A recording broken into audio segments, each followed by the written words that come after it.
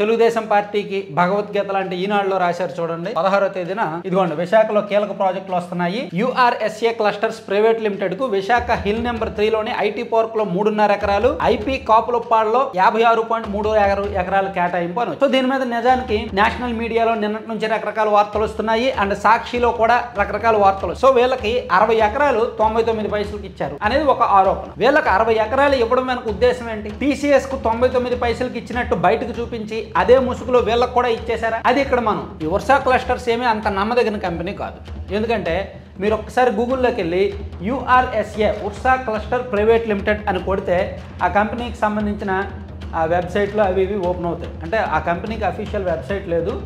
ఇదిగోండి యూఆర్ఎస్ఏ clusters private limited వీళ్ళకి భూములు ఇచ్చింది. ఆ company address legal address flat number 705 Ekta Basil Heights Jubilee Garden Kothaguda Terlingampally Telangana. Varsha clusters private limited ఇది ఎప్పుడు వచ్చింది? ఈ కంపెనీ ఎప్పుడు పుట్టింది? 2025లో పుట్టింది. ఇదిగోండి మీకు డీటెయిల్ డేటా ఉంటుంది.